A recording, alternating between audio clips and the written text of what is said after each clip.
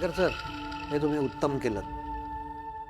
तुमच्या ऑफिसमध्ये तुमचंच स्वागत करण्या इतका मी मोठा नाही, पण खरंच सर, वेलकम बॅक.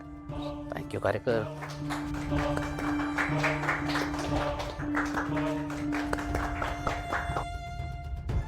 मेघना, मैथिली मॅडमचं स्वागत कर. हो सर.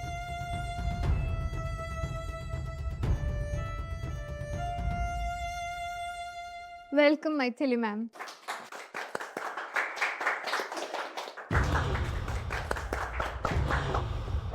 सर, तुमच्या अनुभवाचा आम्हाला खूप फायदा होईल आणि खूप शिकायला मिळेल आम्हाला तुमच्याकडून.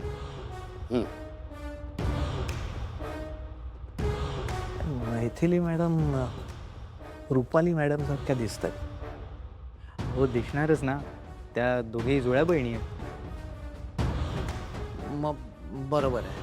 अरे वा, आता दादानी ऑफिस जॉईन केलेलं आहे, त्यामुळे आपण सगळेच अधिक उत्साहात आणि जोमात काम करू आणि त्यामुळे आपली कंपनी खूप प्रगती करेल हे मात्र नक्की.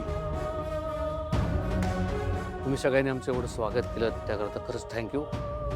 पण खरं तर कौतुक तुमचं करायला हवं, कारण तुमच्या सगळ्यांच्या मेहनतीमुळे इतक्या कमी वर्षामध्ये आपल्या कंपनीनं प्रगती केली आहे. असंच काम करत राहा, मी आहेच तुमच्या मदतीला.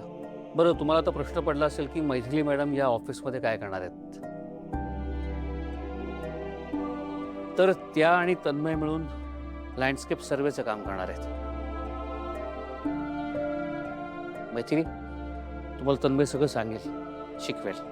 येस, डोंट वरी, मी त्यांना सगळं शिकवेन. तुम्हाला संपूर्ण कंपनी या अद्वैतच्या घशात घालायची म्हणून ना.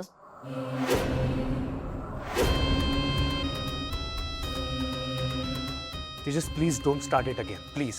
ए तू शांत बसा ना आता. हे सगळं बोलण्याची ही जागा नाही आहे. कोणासमोर नाटकं करतोयस रे तू. तुलाही व्यवस्थित माहिती आहे हा माणूस जे वागतोय ते कशासाठी वागतोय. अरे तू कुठला विषय कुठे घेऊन चाललायस. जे तुमच्या मनात आहे तेच बोलतोय मी. तुम्हाला हेच हवंय ना की अद्वैत संपूर्ण कंपनीचा ताबा घेणार आणि मग आम्ही संपूर्ण आयुष्यभर त्याच्या हाताखाली चाकरी करणार. बस त्याच्या पुरे आता बस. काय पुरे. केदार काका तुम्हाला आवडत नाही म्हणून तुम्ही त्याच्याशी असं वागताय. आणि मी तर काय तुमचा सावत्र मुलगा आहे, त्यामुळे तुम्ही माझ्याशी असं वागणारच. तेजस, जरा प्लीज शांत. ए आता तू शांत बसा. प्लीज शांत बस.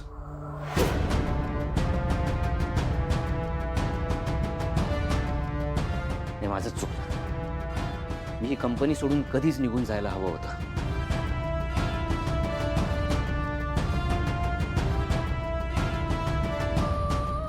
ठीक आहे, अजूनही वेळ गेलेली नाहीये. मी ही कंपनी सोडेन आणि माझा वेगळा बिझनेस सुरू करेन.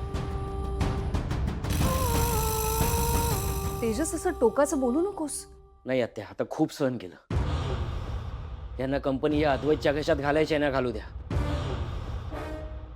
मी होईन वेगळा.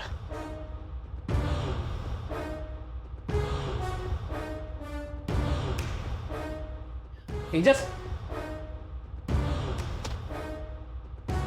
का समजून घेत नाहीये.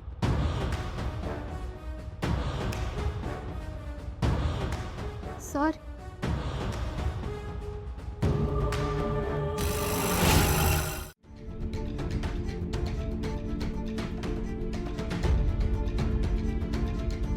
तेजस, प्लीज थांब, मला जरा बोलायचं आहे तुझ्याशी.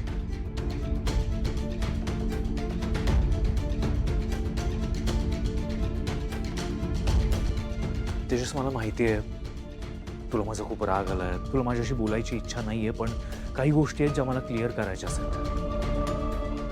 मगाशी जे काही झालं त्यात तू म्हणालास की तुला सावत्र वागणूक मिळते.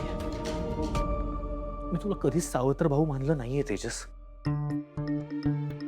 माझ्या मनात तुझ्याविषयी कसला राग नाहीये, कसला आकस नाहीये. तुझाच गैरसमज झालाय.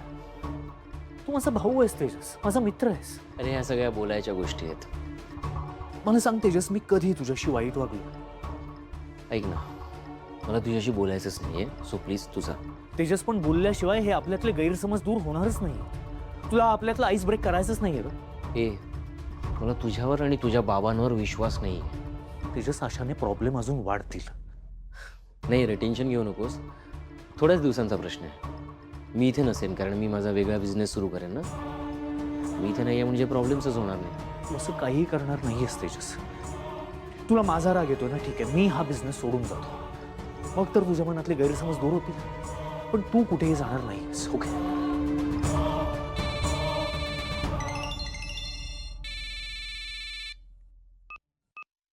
हॅलो. काय काय?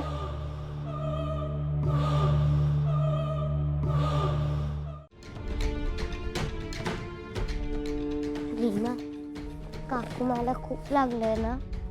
हो ना. आपण तिला बघायला जायचं का? काकू मला रडताना बघून कसं तरी होतं. हो ना. आई, काकू मला अजून पण दुखतंय का? डॉक्टरांना बोलवलंय का? हो बाळा, बोलवलंय. काकू मग एवढी घाई करते, आता केवढं लागलंय तिला?